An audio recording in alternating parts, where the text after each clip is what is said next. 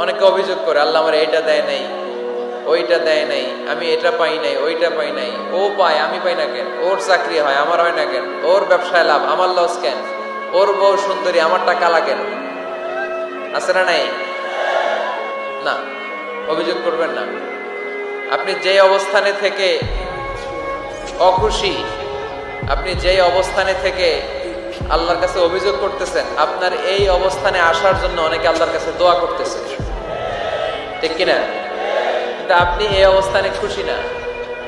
অনেকে এই অবস্থানে আসতে চায়, তাদের স্বপ্ন যে তারা একদিন আপনার স্থানে আসবে, কিন্তু আপনি আপনার জায়গায় থেকে খুশি না। এজন্য উনজুর ইলা মান হুয়া আসফালা মিনকা, তোমার চেয়ে যে খারাপ অবস্থায় আছে তার দিকে তাকাও, তাহলে তোমার মনের দুঃখ ঘুচিয়ে দিবে কে? আপনার চেয়ে যে খারাপ অবস্থানে আছে তার দিকে দেখেন কি অবস্থা। আপনি এইটা চান, ওইটা চান, কত কিছু লাগবে আপনার। হসপিটালে যে দেখেন ক্যান্সারে আক্রান্ত রোগীদের কি অবস্থা দেখেন। ক্যান্সার যার নেই কোনো অ্যান্সার, বাঁচবে না সে। ওরে যে জিজ্ঞেস করেন, ভাই আমি তো বাড়ি চাই, গাড়ি চাই, আমার অনেক অভিযোগ, আমি এটা চাই, ওটা চাই, তুমি কি চাও? ক্যান্সার আক্রান্ত রোগীটা বলবে, আমি কিচ্ছু চাই না, আমি খালি বাঁচতে চাই। ক্যান্সার আক্রান্ত রোগীটা কি চায়? শুধু কি চায়? বাঁচতে চায়।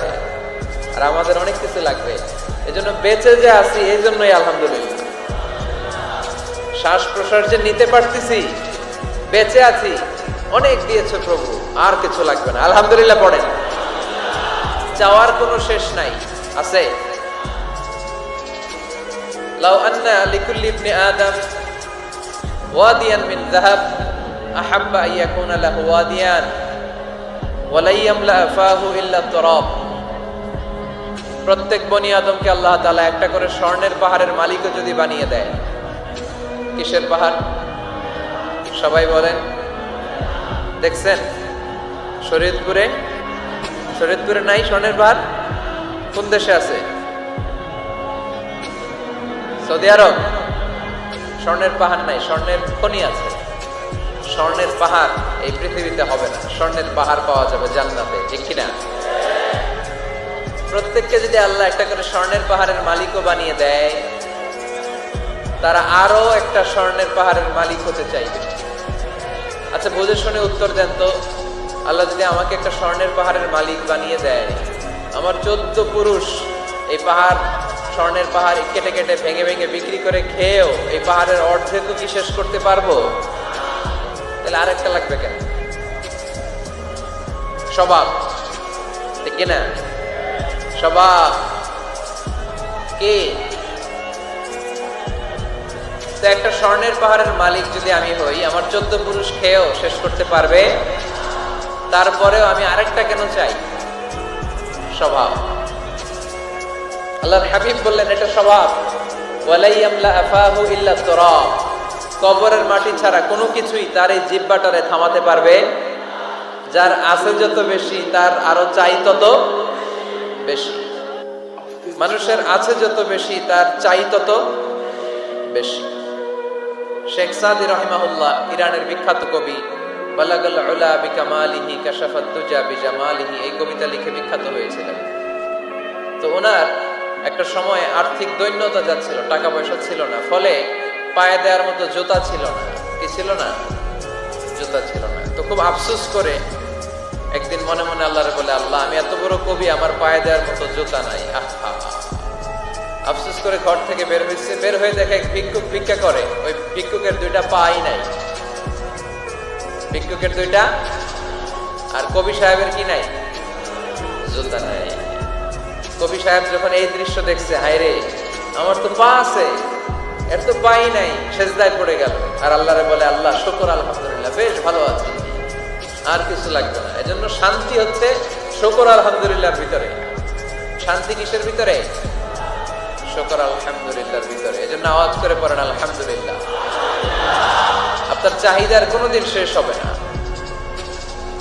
দেখবেন যার পা নাই, সে পা দেখে আফসোস করে, ইস লোকটা হেঁটে যায়, কি সুন্দর যায়, আমি তো হাঁটতে পারি না, যদি হাঁটতে পারতাম, যদি 2টা পা থাকতো। যার পা আছে, সে সাইকেলওয়ালাদেরকে দেখে আফসোস করে, ইস আমার যদি একটা সাইকেল থাকতো তাহলে তার হাঁটা লাগতো না, সাইকেল দিয়ে বাজারে যেতাম। যার সাইকেল আছে সে আবার হুন্ডাওয়ালাদেরকে দেখে আফসোস করে, ইস একটা হুন্ডা যদি থাকতো তাহলে তো ভো ভো করা যাইতো না। হুন্ডাওয়ালার আফসোস আছে প্রাইভেট কারওয়ালাদের দেখে, তারা আফসোস করে ইস আমার যদি একটা কার থাকতো তাহলে তো কার চালাইতে পারতাম। যাদের প্রাইভেট কার এদেরও আফসোস আছে, ইস আমার যদি একটা হেলিকপ্টার যদি থাকতো তাহলে তো উড়াল মারতে পারতাম, ঠিক না? হেলিকপ্টার ওয়ালাদেরও আফসোস আছে, আমার যদি একটা জেট প্লেন থাকতো, jet plane, private jet plane, ও প্রিন্স ওয়ালিদ বিন তালালের মতো 70% মেড অফ গোল্ড, তার একটা জেট প্লেন আছে, এটার 70% স্বর্ণ দিয়ে বানানো। তার মানে চাওয়ার কোনো শেষ আছে নাই। সুখ শান্তি যদি চান অলওয়েজ পড়বেন আলহামদুলিল্লাহ। কে পড়বেন? টাকা যার বেশি টেনশন তার বেশি। সাধারণত টাকা যার বেশি রোগ তার বেশি, টাকা যার বেশি শান্তি তার কম। আপনি খোঁজ নিয়ে দেখেন, 1000 কোটি টাকার মালিক, ঘরে শান্তি নাই, স্ত্রীর সাথে মনোমালিন্য, স্ত্রী যায় একদিকে উনি যায় আরেকদিকে, পোলায় কই যায় পোলায় নিজেও জানে না, মেয়ের অবস্থা খারাপ, আরেক ছেলের সাথে হাঁটে। তো এই হচ্ছে এদের লাইফস্টাইল। সবাই না, আল্লাহওয়ালা যারা তারা ভিন্ন। রাতে এদের ঘুম হয় না, অনেকগুলো ঘুমের ট্যাবলেট খেয়ে ঘুমাতে হয়, ঘুম আসে না, ঘুম আসে না। কিন্তু রিক্সাওয়ালা, কুলিওয়ালা, দিনমজুর, এদের রোগ বালাই আছে? কথা বলেন। খাওয়ার সমস্যা আছে, ঘুমের সমস্যা আছে, শুইলেই ঘুম আসে, যেখানে রাইত ওইখানেই গাই। ঘুমাইতে দেরি, নাক ডাকতে দেরি হয় না, ওর নাকের ডাকের আওয়াজে ট্রাকের ইঞ্জিনও ফেল। শান্তির ঘুম। এই জন্য সবসময় শান্তি খুঁজতে হবে। কি খুঁজবো? শান্তি দেওয়ার মালিক কে? আল্লাহ তুমি এই দেশটাকে শান্তিময় করো, শরীয়তপুরটাকে তুমি শান্তিময় করো, আজকের মাহফিলটারে কবুল করো। শামসুল হক শিকদার জামি মসজিদ কমিটির উদ্যোগে 10ম বার্ষিক তাফসীরুল কোরআনের মাহফিল, স্থান জাজিরা, কেন্দ্রীয় ঈদগাহ ময়দান। এটা জাজিরার নাম অনেক শুনেছি আমি, আসা হয় নাই, এই প্রথম আসলাম আলহামদুলিল্লাহ। 3 দিন ব্যাপী তাফসীরুল কোরআনের প্রোগ্রামের আজ 3য় রজনী। আমার আগে কথা বলেছে মুফতি কাজী মোহাম্মদ ইব্রাহিম, গতকাল কথা বলেছে মাওলানা এম হাসিবুর রহমান, কথা বলেছে মাওলানা আব্দুল খালেক শরীয়তপুরী। যারাই কথা বলেছে কোরআন হাদিসের আলোকে যা বলেছে আমরা যেন আমল করতে পারি, আল্লাহ তৌফিক দান করো। সঙ্গীত পরিবেশনায় ছিল মশিউর রহমান সুর সম্রাট, অ্যাডভোকেট রোকনুজ্জামান ইসলামী সঙ্গীত শিল্পী, star voice champion Imtiaz Ahmed. আজকের প্রোগ্রামের প্রধান অতিথি জননেতা জনাব ইকবাল হোসেন অপু সাহেব, মাননীয় সংসদ সদস্য শরীয়তপুর 1 আসন, আসছেন উনি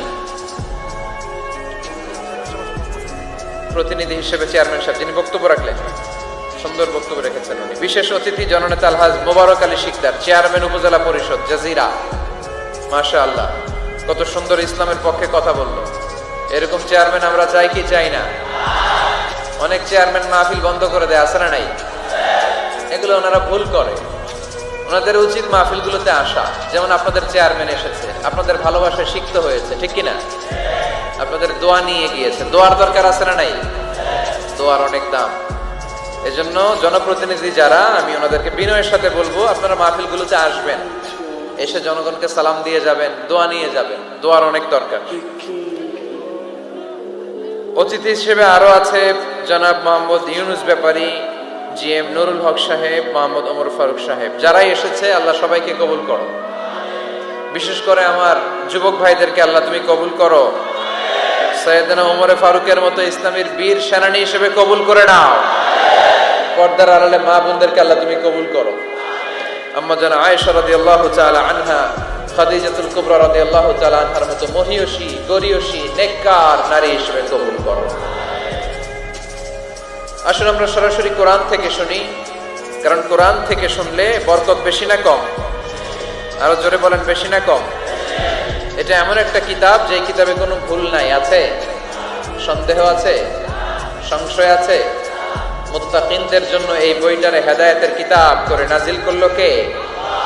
যালিকাল কিতাবু লা রাইবা ফি হুদাল লিল মুত্তাকিন। This is the book, the most authentic and original book in the world. whereof there is no doubt in it and a guidance to those who are muttaqin. এটা এমন বই যে বইয়ে কোনো ভুল নাই, কোনো সন্দেহ নাই, কোনো সংশয় নাই। মুত্তাকিনদের জন্য এই বইটারে হেদায়েতের কিতাব করে পাঠালো কে? আবার আল্লাহ বলেন কিতাবুন আনজালনাহু ইলাইকা লিতুখরিজান নাসা মিনায-যুলুমাতি ইলান-নূর। নবী হে, এই কিতাবকে আমি নাজিল করেছি অন্ধকারাচ্ছন্ন মানুষগুলোকে আলোর পথ দেখাতে, বামপন্থী গুলারে ডানপন্থী বানাতে, জাহান্নামী গুলারে জান্নাতি বানাতে। এই কিতাব যদি কেউ পড়ে সে মানুষের মতো মানুষ হয়। ওই মানুষ কখনো অন্যায় করে না।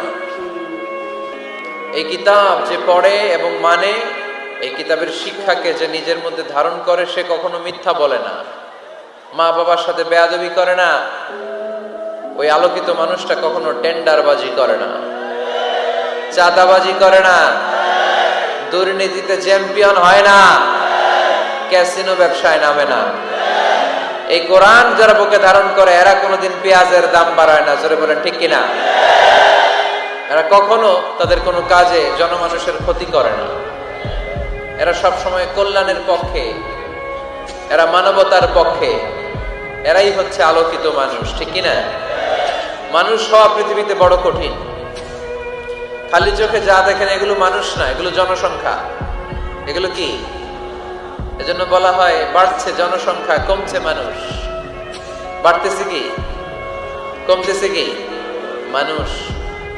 গরুর পেট থেকে বেরোলেই ওটা গরু হয়ে যায়, ছাগলের পেট থেকে বেরোলেই ওইটা ছাগল হয়ে যায়, মুরগির পেট থেকে বেরোলেই ওইটা মুরগি।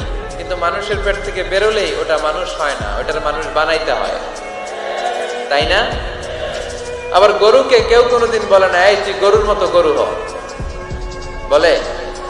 শরীয়তপুরে আপনারাও বলেন না? ছাগলকে কেউ কোনোদিন বলছে এই তুই ছাগলের মতো ছাগল হও। কিন্তু মানুষকে বলা হয় তুমি মানুষের মতো মানুষ হও। কোরআন পড়লে মানুষের মতো মানুষ হওয়া যায়, ঠিক কিনা? এই দুনিয়া এখন তো আর সেই দুনিয়া নাই, মানুষ নামের মানুষ আছে দুনিয়া বোঝাই, সেই মানুষের ভিড়ে আমার আসল মানুষ নাই, ঠিক কিনা? আসল মানুষের বড় অভাব। মানুষের মতো মানুষ খুঁজে পাওয়া দুষ্কর।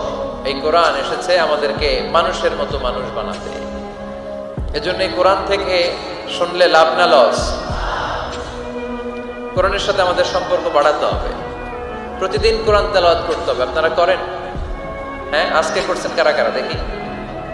মাশাআল্লাহ, মাশাআল্লাহ, হাত নামান।